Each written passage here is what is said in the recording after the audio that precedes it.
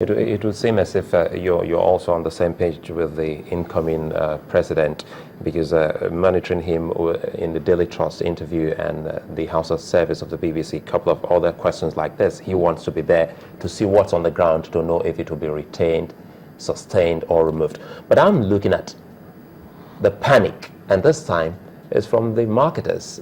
One thought that government is a continuum. So if you are a government and you owe Mr. A, when Mr. B comes as a government, well, you're bound to pay the debt owed. So why the panic that this particular administration of Dr. Jonathan must pay what they owe before the next government comes in, as if to say, well, there's a break and every other thing will be written off when a new government comes in? Yeah, but there seems to be a controversy over what is owed. That's the point. So it's not so much a matter of whether the government will pay. It's about the controversy. Yes, there's a controversy over whether the government owes a certain amount of money. So what I think will happen is this kind of problem will persist. Because if you look at the problem to its core, corruption is at the very center of it. So I think that there's nothing we can do in the next 4 or 5 days. The best that can happen is for Nigerians to wait until such a time when the new administration comes. And then as soon as the new administration is sworn in, we will be able to see what their own template is in terms of running the country on a sector-by-sector basis. Are we going to retain the subsidy? Because that is the elephant in the room, if you ask me. Are we going to retain it? Is there subsidy at all? Some people argue, with some justification, if you ask me, that there is in fact no subsidy. Because if these products were subsidized, then it probably will be lower or higher, or whatever it is, in the as we find in the international market. We've seen volatility in the sector, but we've not seen the prices come down as you would expect, meaning that there is something that is not explained. And my own point is, the only way you can understand it is through the prism of corruption. So let this administration go. It's got 4 days or so to go. Let it go, and then let us see what the new administration's template is.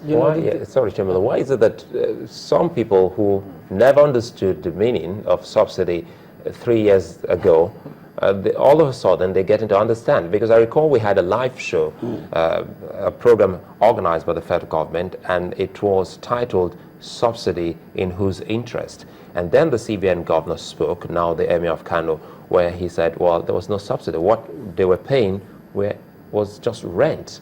And he narrowed it down to what you're saying now, that is all corruption. How come then most people who never understood what he was saying at that point in time are getting to understand it now? Because he specifically mentioned the year 2015, that he doesn't think that we can go beyond 2015. Well, you know, we will have to wait and see. My own idea is that the new administration has a template. They are coming on the slogan of change. I think that change doesn't mean simply having new set of politicians in the government houses. Change means a change in the direction of the country. Change means a change in the direction of policy. Change means a completely new understanding of this debate on subsidy. So my take is we will have to wait and see. My regret, though, is that there seems to be a total abdication of government's responsibility concerning the petroleum product and its distribution in the past 1 week or so. Lagos is literally grounded. Businesses are shutting down. You see, we would expect, you know, that the Minister for Information will shed some light concerning what is happening. We would expect that the Minister for Petroleum, the Minister for Finance, you know, they will all come out to say, look, this is the position, this is what is going on. Is it the marketers that are holding the country to ransom? I understand that, you know, one of the marketers has issued a statement to say, you know, they are going to release over 17 million liters of petrol also, you know, 13 million liters of petrol also.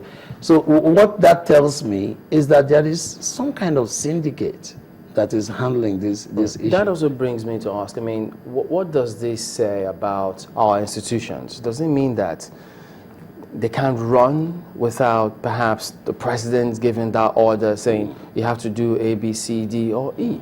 No, because the fragility of our institutions, you know, makes it very clear that you need a strong central leadership in order to drive the kind of things we are talking about. What we have seen so far is that except the president decides on each and every item, the country is literally So everything rises and falls. Yes, with because this issue. that's the kind of country we have. Unfortunately, we have a very fragile range of institutions. So you see that except you get a presidential directive on a particular matter, people tend to basically abdicate their responsibilities. Because how did you explain people selling fuel for 400 naira per liter, 450 That's in if you different see places? it. That's if you when see it. Yes, that's if you see it. In fact, people buy 10 liters of petrol for 10,000 naira, 6,000 naira.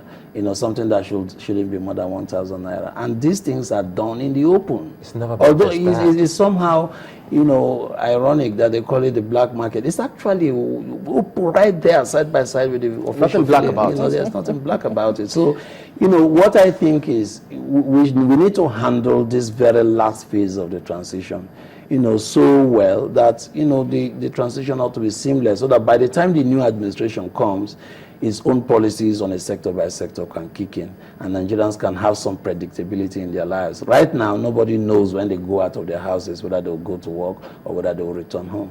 Do you think this is going to change the focus of the incoming government? Because they might have had their mind set up on what they were going to do, but now that you have even the health sector, some of them are going on strike. Now today we read that NLC also threatening to call strike, but we don't know which faction of the NLC. So I'm a bit surprised about the decision of the NLC to mobilize some of its workers for a strike action. I mean, these salaries in most states had not been paid for the past 5 months.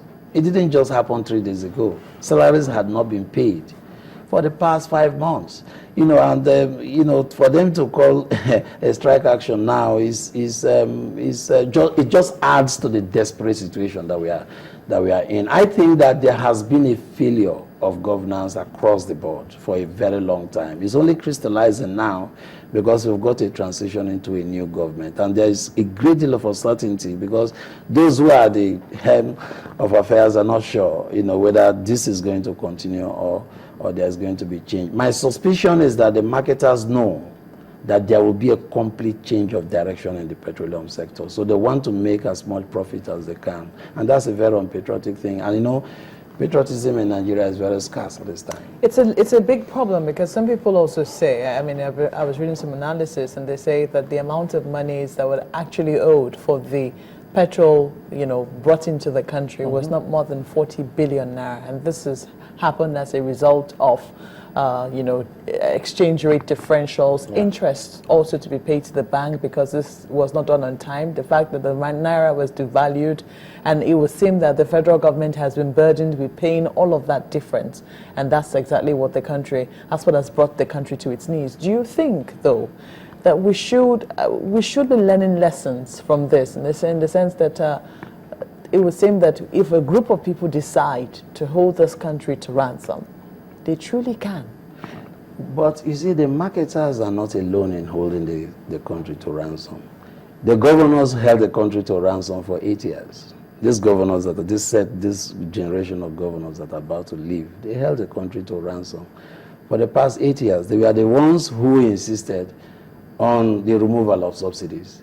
And then when Shopee funds running into billions of naira were sent to the states, not a single governor, to the best of my knowledge, and there is no information in the public domain, not a single governor has given account of how billions of Shopee funds have been used on a state-by-state basis. At the federal level, you could see, what Shopee funds have done in this place and that place. There is no state in this country where the governor has said, this is what I've done specifically with Shopee funds. So, what we should be looking at now is the kind of change that Buhari's administration is going to bring. Some people say Nigerians have very high expectations. I don't think so. Nigerians have always had high expectations. The expectations, this is just basic things. These are some of the basic things. People simply want water to drink. And it's a scandal sometimes when you look at the needs of Nigerians and how lacking these basic needs are. People simply want water to drink, pipe-borne water to drink. They simply want good roads to travel on. They simply want their kids to be in school. They expect that at the end of the month, on the 30th of the month, their salaries will be paid. These are very basic things. They're not expecting the government to build nuclear facilities. They're not expecting that Nigerians will somehow be ruled from the moon. Yeah, but they simply need basic services to be rendered. And across the country, in all the 36 states, there's a massive failure of governance. That's what we are seeing.